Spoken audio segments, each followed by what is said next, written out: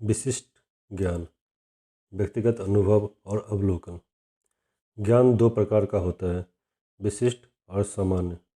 सामान्य चाहे कितना भी विविध और विशाल हो, धन प्राप्ति के संदर्भ में उसका कोई ज़्यादा महत्व नहीं है। वैसे महान विश्वविद्यालय उस ज्ञान के विधि संकाय चलाते हैं और सृष्टि के उन्मेष से आज तक जो भी ज्ञान उपलब्ध है वह इन विश्वविद्यालयों में पढ़ाया जाता है। लेकिन सत्य यह भी है कि ज़्यादातर आचार्यगण नगण्य रूप से में ही धनपति होते हैं।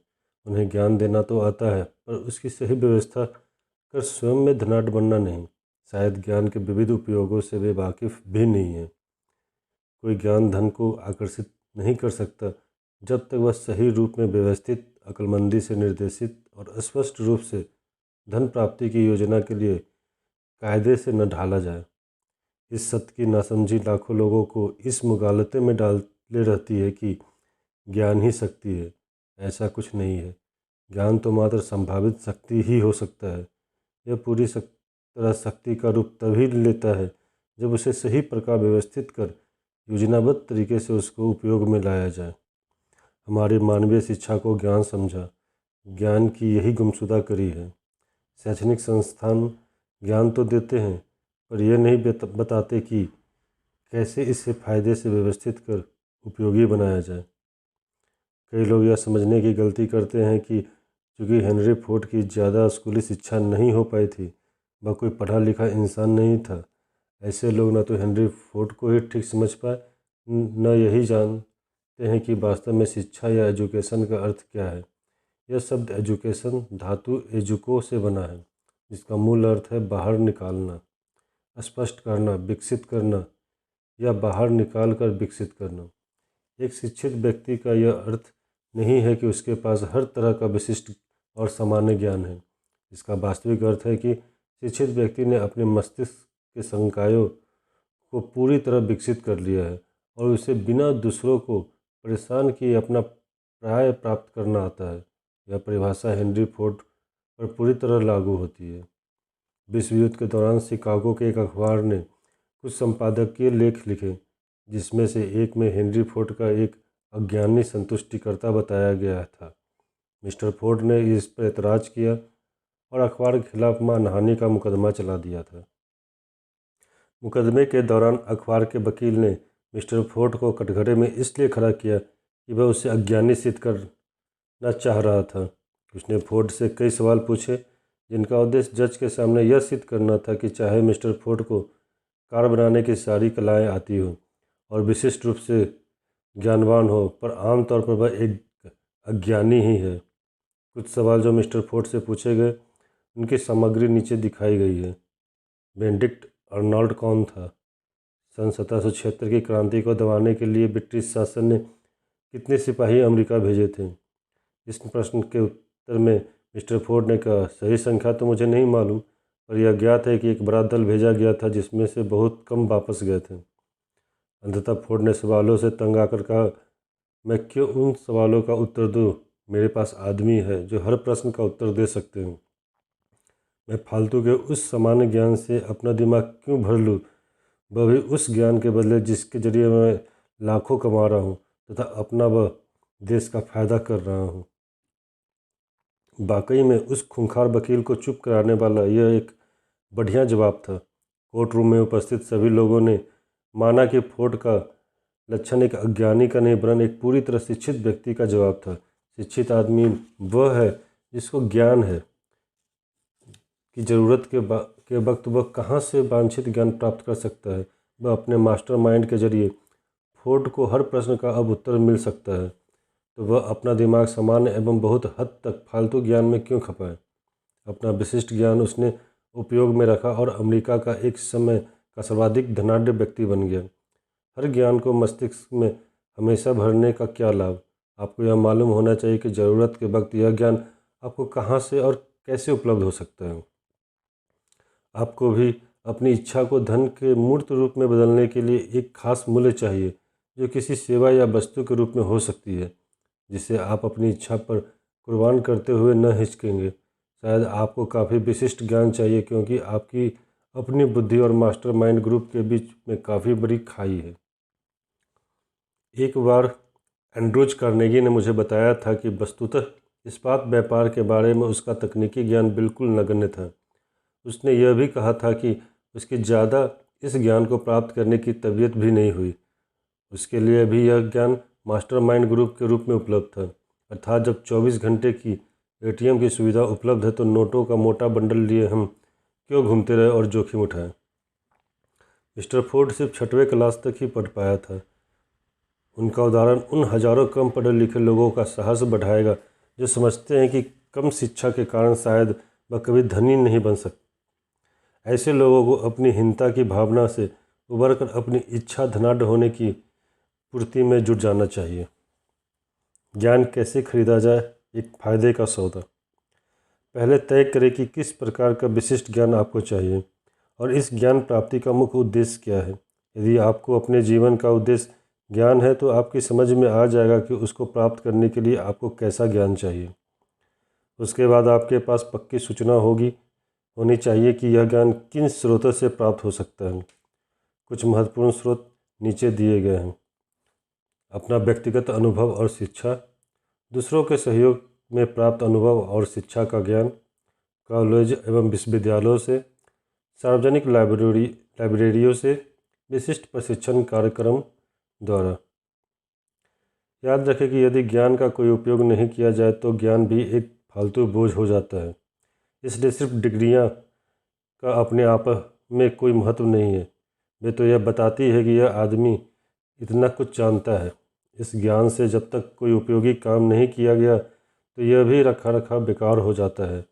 भारी से भारी तोप में अगर जंग लग जाए तो वह एक मच्छर भी नहीं मार सकती। यदि आप विशिष्ट स्कूलों के माध्यम से कोई खास ज्ञान लेने की योजना बना रहे हैं तो पहले ये देखें कि आपको इससे क्या लाभ मिल पाएगा। इसके बाद उसको प्राप्त करने के भरोसेमंद साधन ढूंढिए। सफल लोग अपने क्षेत्र से संबंधित ज्ञान सदैव लेते ही रहते हैं। जो यह सोचते हैं कि शिक्षा या ज्ञान प्राप्त करना ही उनका ध्येय है, वे कभी सफल नहीं हो सकते। अंततः तो ज्ञान का मूल वही है जो आपको उससे प्राप्त हो सके। स्कूल, कॉलेज वगैरह तो आपको मात्र ज्ञान प्राप्त करने की विधियां या तरीके बताते हैं। असली ज्ञान तो उस ज्ञान के उपयोग में ही निहित है। जब बदले हुए विश्व की शुरुआत आर्थिक कवारे से हुई थी, परंतु उस बदले विश्व की शैक्षणिक ज़रूरतें भी काफ़ी बदल चुकी है। आज का युग विशिष्टीकरण या स्पेशलाइजेशन का युग माना जाता है।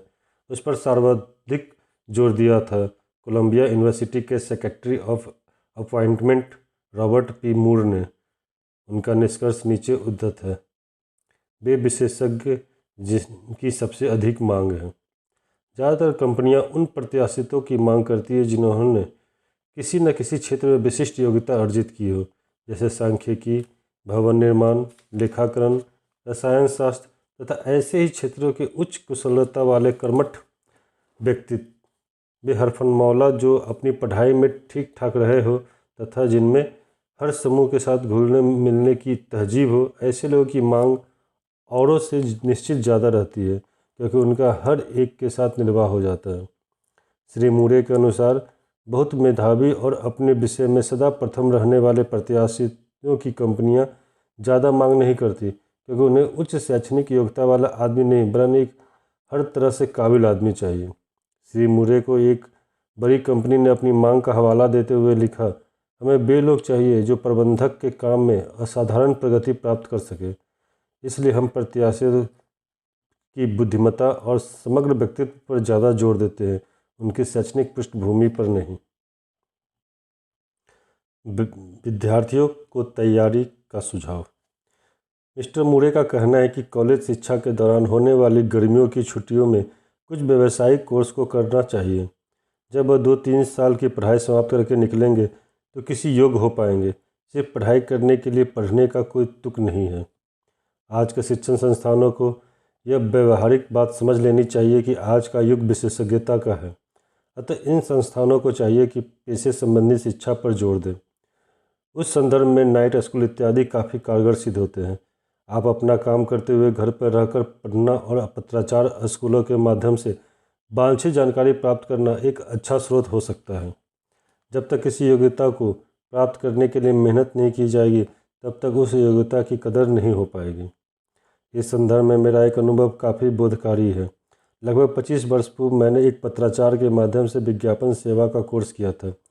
उसके लगभग 8 से 10 पाठ पूरे करने के पश्चात मैंने पढ़ना बंद कर दिया, लेकिन वह पत्राचार स्कूल मुझे पाठ भेजता ही रहा। उसके अलावा वह कोर्स की फीस के लिए भी बिल भेजता रहा। कानूनी तौर पर तो मैं बाध्य था उनका भुगतान करने के लिए। मैंने सोचा कि जब पैसा देना ही है तो क्यों न उसकी कीमत भी वसूल जाए। तो मैंने फिर पढ़ना चालू कर दिया। इस चाहे अनिच्छा से ही मैंने यह कोर्स भी पूरा कर लिया। कोर्स करने के दौरान मुझे एक पाठ भी यह भी मिला कि जब गांठ से पैसा निकलता है तो उस काम की कीमत भी समझ में आती है। अमेरिका के ज़्यादातर स्कूल मुफ्त शिक्षा प्रदान करते हैं। यहाँ मुफ्त वाचनालय भी बहुत है। इस कारण उसके विद्यार्थी अपनी शिक्षा की कदर नहीं करते। यह भी देखा गया कि यहाँ पर उन्हीं लोगों की ज़्यादा मांग होती है जिन्होंने होम स्टडी कोर्स के जरिए अपनी पढ़ाई की है, क्योंकि जब उनको वाकई में पढ़ने की लालसा होगी तभी तो वे ये कोर्स ज्वाइन करेंगे। उससे मन में एक आत्मसंयम का भाव आता है। ज़्यादातर लोगों में एक कमी आमतौर पर आजकल पाई जाती है, वह है महत्वाकांक्षा की कमी। लोग अपनी शिक्षा प्राप्त कर नौकरी में लग जाते हैं बगैर यह सोचे कि आखिर वह क्या करना चाहते हैं। लेकिन उनके एवज में वे जो नौकरी करते हुए अपने खाली समय में होम स्टडी के जरिए कोई कोर्स इत्यादि करते रहते हैं, सदा अपने क्षेत्र के शिखर को छूते हैं, क्योंकि उनके पास एक महत्वाकांक्षा है, कुछ कर गुजरने का जुनून है। इसलिए ज़्यादातर ऐसे लोग जो पढ़ाई में बहुत अच्छे नंबरों से पास हो जाते हैं आगे कुछ भी नहीं कर पाते। वे यह नहीं समझते कि ज्ञान अपने आप में कोई उपलब्धि नहीं है, उसकी चीज़ है उससे अपने आपने क्या उपलब्ध किया। कई डिग्रियों का पुछल्ला आपको पढ़ा लिखा तो बना देता है, परंतु योग्य नहीं बना पाता। यह योग्यता सदैव ज्ञान से कुछ उपलब्ध करने में ही आती है।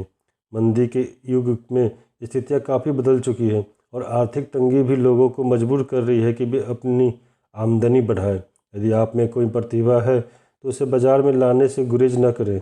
उस संदर्भ में मैं स्टुअर्ट ऑस्टिन बियर का उदाहरण देना चाहता हूँ। वह एक इंजीनियर थे जो भवन निर्माण करते थे, लेकिन मंदी ने उनका बहुत काम समेट दिया था। उन्होंने अपने पैसे की घटती मांग को देखकर अपनी लाइन ही बदलने का प्रयास किया और देखा कि उन्हें कानून में रुचि है। उन्होंने एक कानून पढ़ाने वाले संस्थान में दाखिला लिया और अपनी प्रतिभा को जागृत करते हुए बार एग्जामिनेशन पास कर डल्लास में अपनी प्रैक्टिस प्रारंभ कर दी। जैसे कि उनको उम्मीद थी, उनकी वकालत खूब चलने लगी और वह डल्लास टेक्सास के एक नामी वकील हो गए। फिर तो यह हाल हुआ कि काम की अधिकता के कारण वे लोगों का काम अस्वीकार भी करने लगे थे। कहा कुछ वर्ष पूर्व उनको लगता था कि वे बेकार हो जाएंगे। जब लोग यह कहकर ऐसे बदलाव से बचते हैं कि अब बुढ़ापे में मैं क्या काम बदलूंगा या मेरी पारिवारिक स्थिति ऐसा नहीं है, उनको मैं बताना चाहता हूं कि जब मिस्टर बियर ने अपनी लाइन बदली थी तो वह 40 के पार हो जा चुके थे। अतः यह सिद्धांत काफ़ी कारगर होता है कि सही वक्त पर सही ज्ञान खरीदना भी कोई घाटे का सौदा नहीं है। ऐसे कई उदाहरण दिए जा सकते हैं।